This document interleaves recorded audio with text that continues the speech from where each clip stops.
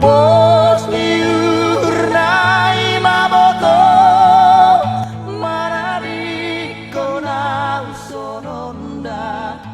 Pemirsa, selamat berjumpa kembali. Dalam berbagai sumber disebutkan bahwa Simalungun dikelompokkan sebagai salah satu subetnik Batak yang menyebar dan menetap utamanya di Kabupaten Simalungun, Sumatera Utara. Dengan demikian, sebutan untuk subsuku ini adalah Batak Simalungun. Namun belakangan seiring dengan gencarnya gerakan Bukan Batak atau GBB di sosial media, ada segelintir orang Simalungun yang juga menolak disebut Batak. Menurut mereka, Simalungun berasal dari kerajaan Nagur yang jauh lebih tua dibandingkan dengan si Raja Batak dari Pusuk Buhit. Benarkah demikian? Pada video ini kita akan membahas masalah ini secara ringkas dan praktis. Perlu disampaikan bahwa pembahasan ini didasarkan pada berbagai sumber atau literatur yang ada. Namun sebelumnya, seperti biasanya, mohon terlebih dahulu klik tombol subscribe agar channel kita ini semakin bertumbuh dengan baik.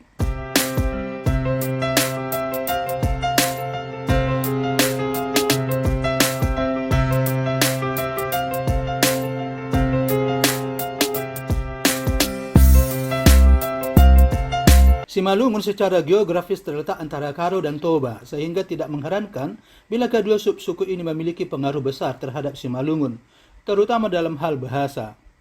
Diceritakan bahwa orang Toba menyebut Simalungun sebagai Sibalungu. Hal ini terkait dengan adanya legenda hantu yang menyebabkan wabah penyakit yang terjadi di daerah ini. Sementara itu orang Karo menyebutnya Simalungun, yang artinya sunyi. Hal ini disebabkan dahulu masyarakat Simalungun tinggal berjauhan antara satu sama lain sehingga terasa sunyi. Akar kata dari Simalungun sendiri adalah lungun, artinya sunyi, sepi, sedih atau rindu, tergantung konteks pemakaiannya. Dari penjelasan ini dapat disimpulkan bahwa sebenarnya istilah Simalungun adalah sebutan kelompok lain, dalam hal ini Toba dan Karo, kepada kelompok masyarakat yang berdiam di daerah Simalungun. Namun dalam satu legenda atau cerita rakyat yang sangat populer di kalangan masyarakat Simalungun diceritakan bahwa istilah Simalungun muncul dari sekelompok masyarakat kerajaan Jawa yang dipimpin seorang bermarga Sinaga yang dulunya mengungsi dari kampung halaman mereka Kampung Nagur ke Samosir oleh karena adanya serangan dari kelompok lain. Setelah berdiam di Samosir beberapa lama, mereka merasa rindu dan ingin kembali melihat tanah kelahiran mereka. Namun setelah tiba di sana, mereka mendapati kampung halaman mereka telah sunyi dan sepi, bagai tak berpenghuni. Yang ada hanya pepohonan. Rumah mereka yang dulu tidak ada lagi. Melihat ini mereka merasa lungun atau sedih. Sejak itulah kampung ini disebut Simalungun dan hingga sekarang nama ini dipakai untuk menyebut Kabupaten Simalungun. Selain legenda di atas, cerita lain dalam berbagai sumber menceritakan bahwa asal-usul Simalungun adalah kerajaan Nagur. Namun klaim ini menyisakan banyak pertanyaan. Berikut kita bahas beberapa klaim terkait kerajaan Nagur ini sebagai asal-usul Simalungun. Klaim pertama, kerajaan Nagur adalah kerajaan kuno terbentuk pada abad ke-6 Masehi atau tepatnya tahun 512 Masehi. Kerajaan ini dipimpin oleh dinasti Damanik dari Simalungun. Bukti keberadaan kerajaan ini dapat dilihat dari catatan atau literatur asing. Misalnya, semasa dinasti Sui dari Tiongkok tahun 581 sampai dengan 618 Masehi, kerajaan Nagur telah tercatat dalam almanak mereka. Dalam almanak tersebut diceritakan tentang adanya transaksi perdagangan bilateral antara Nagur dengan dinasti Sui di perairan Sungai Bahbolon, dekat kota perdagangan sekarang. Namun hingga saat ini belum ada satupun ahli yang dapat memastikan di mana letak pusat kerajaan ini. Akan tetapi sumber lain menyebutkan dalam catatan seorang nahoda dari Turki terdapat kata Nakus yang merujuk pada sebuah kerajaan berpusat di Pidi Aceh. Diduga nama Nakus ini merujuk pada kerajaan Nagur. Klaim ini memunculkan paling tidak dua pertanyaan. Pertama, jika benar pusat kerajaan Nagur ini berada di Pidi Aceh, bagaimana Damanik dari Simalungun bisa menjadi raja di kerajaan Nagur ini? Dalam berbagai sumber tidak dijelaskan bagaimana seorang bermarga Damanik menjadi raja memimpin sebuah kerajaan besar di Aceh. Perlu dipahami, Simalungun dan Aceh adalah dua wilayah yang berbeda dengan masyarakat yang berbeda. Kedua, selain itu perlu juga dipertanyakan bagaimana ada dinasti Damanik memimpin sebuah kerajaan Nagur yang besar. Yang namanya dinasti tentunya rajanya adalah turun-temurun dari satu generasi ke generasi berikutnya. Dan biasanya pada setiap generasi, raja memiliki atau diberi nama yang berbeda-beda. Nah, bagaimana dengan dinasti Damanik ini? Siapa nama raja pada setiap generasi? Apakah namanya dibuat berurut seperti Raja Damanik I, Raja Damanik II, dan seterusnya? Dan sudah berapa lama atau berapa generasi dinasti Damanik ini memimpin kerajaan Nagur? Apakah sejak awal hingga runtuhnya kerajaan ini? Dalam satu sumber disebutkan bahwa kerajaan Nagur berawal dari abad ke-6 dan berakhir pada abad 12. Artinya ada 6 abad atau 600 tahun telah berdiri kerajaan Nagur.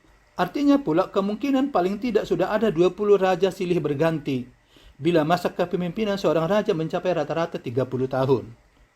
Apakah ke-20 raja ini adalah semuanya keturunan Damanik? Lalu siapa nama mereka masing-masing? Klaim kedua, pendiri kerajaan Nagur adalah Darayak Damadik.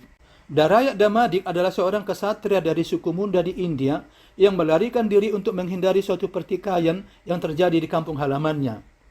Diceritakan dalam usahanya mencari tempat baru, awalnya Darayak Damadik terdampar di Selat Malaka dan kemudian mendaratkan perahunya di pesisir timur Sumatera, tepatnya di sebuah desa bernama Pagurawan di Kabupaten Batubara sekarang. Dalam perjalanan waktu kemudian mereka merangsek masuk ke pedalaman lebih jauh lagi hingga tiba dan berdiam di daerah Simalungun, persisnya di Nagori Banua Sokkur. Namun sumber lain menyebutkan rombongan Darayak Damadik ini berhenti dan menetap di Pulau Pandan, tepian Sungai Bahabolon, sekitar 3 km dari kota perdagangan sekarang. Darayak Damadik adalah penganut agama Hindu beraliran penyembah Brahma Wisnu. Kedatangan Damanik dan rombongannya ini mengakibatkan adanya percampuran budaya dan agama yang dibawa Damanik dengan agama dan budaya lokal yang kemudian menghasilkan konsep baru yakni Naibata, yang artinya Maha Pencipta pemilik alam semesta dan manusia. Kata Naibata ini diadopsi dari kata Debata yang berasal dari bahasa Sanskerta. Dalam penampilan sehari-hari, Darayak Damadik selalu tampil berwibawa karena selalu memakai manik-manik, sehingga oleh rakyatnya dia dipanggil Datu atau Dukun Permanik-manik, atau Datu yang selalu memakai manik-manik. Inilah yang kemudian digunakan sebagai dasar klaim marga Damanik. Dalam legenda, Darayak Damadik juga diceritakan sebagai seorang datu atau dukun yang bisa menghidupkan orang yang sudah mati. Diceritakan sebagai datu atau dukun semasa hidupnya telah menghidupkan kembali sebanyak 1.200 orang yang sudah mati. Klaim kedua ini juga menimbulkan banyak pertanyaan. Pertama, bahasa suku Munda di India asal dari Damadik ini masuk dalam rumpun Austroasia. Akan tetapi bahasa Simalungun digolongkan ke dalam bahasa Austronesia. Jika benar Damadik ini adalah leluhur Simalungun, bagaimana mungkin rumpun bahasanya bisa berbeda? Atau jangan-jangan Damadik setelah tiba di Simalungun tidak menggunakan bahasa asalnya, tetapi beradaptasi dengan bahasa lokal. Ini berarti sebelum Damadik tiba sudah ada penduduk lokal. Pertanyaan kedua, bagaimana Damadik bisa disebut Datu Permanik-manik? Padahal kata manik-manik tidak ada dalam bahasa Simalungun. Hal ini bisa dicek dalam Kamus Bahasa Simalungun Indonesia yang disusun oleh Anharuddin Hutasuhu dan kawan-kawan dan diterbitkan oleh Balai Bahasa Provinsi Sumatera Utara pada tahun 2015. Kamus ini adalah kamus edisi kedua yang berarti telah mengalami perbaikan dan pemutakhiran data, sehingga dapat dikatakan cukup bisa diandalkan. Namun kata manik-manik tidak dijumpai dalam kamus ini. Saya menduga kata manik-manik ada dalam kosakata masyarakat Simalungun secara lisan baru pada abad ke-20.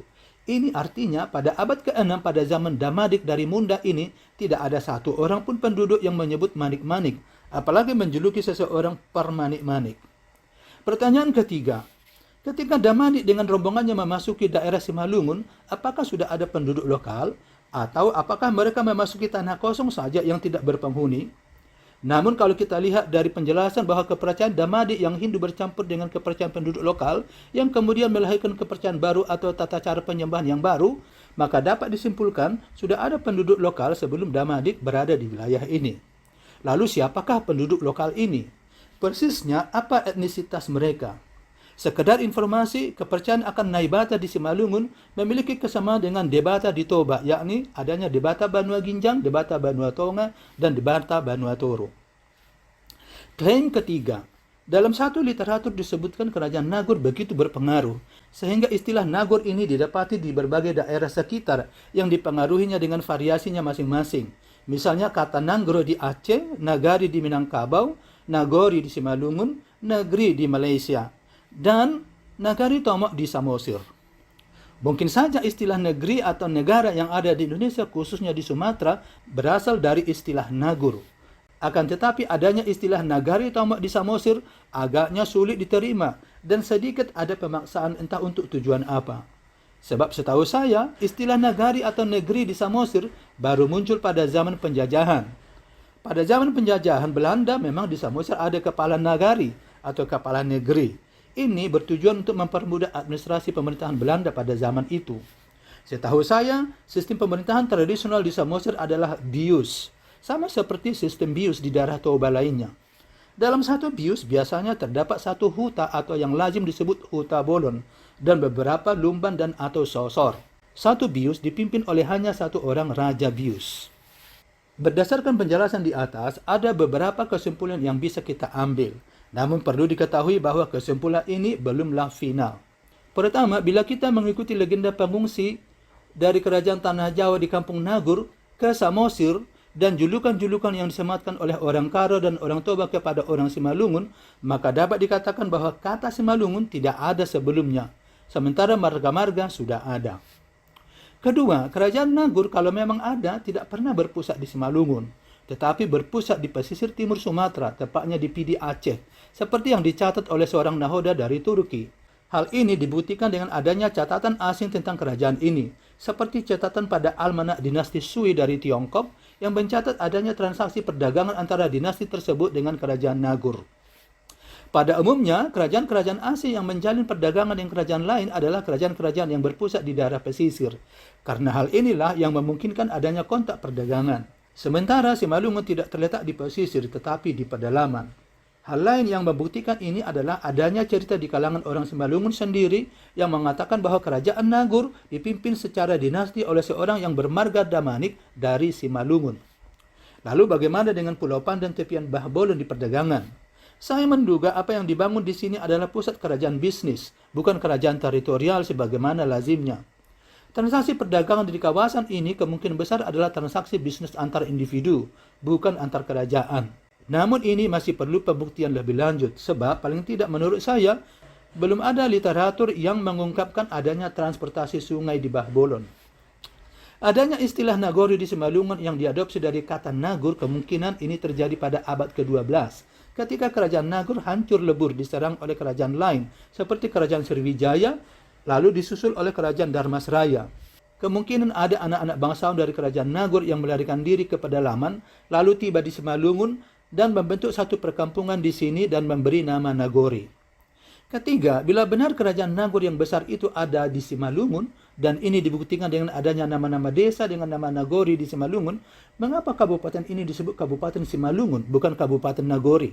Bukankah Nagori lebih historik dibandingkan dengan kata Simalungun yang sedikit bernada negatif? Hal ini juga membuktikan bahwa kerajaan Nagur tidak berada di Simalungun. Keempat, Darai Damadi sebagai nenek moyang marga Damani agak sulit diterima atau masih perlu penjelasan lebih lanjut. Sebab klaim ini hanya didasarkan pada penampilan Damadik yang selalu menggunakan manik-manik. Padahal kata manik-manik tidak ada dalam kamus Simalungun seperti yang sudah dijelaskan di atas. Kelima, Darai Damadi tidak membentuk kerajaan Nagur di Simalungun, atau paling tidak klaim ini perlu pembuktian lebih lanjut.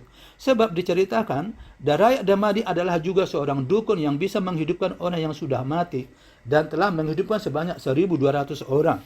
Dengan jumlah ini dapat dipastikan bahwa Damadik telah dipanggil berkali-kali ke rumah orang-orang biasa untuk menghidupkan keluarga mereka yang sudah meninggal. Agak sulit dibayangkan bagaimana seorang raja dipanggil sebagai dukun ke rumah keluarga rakyat biasa.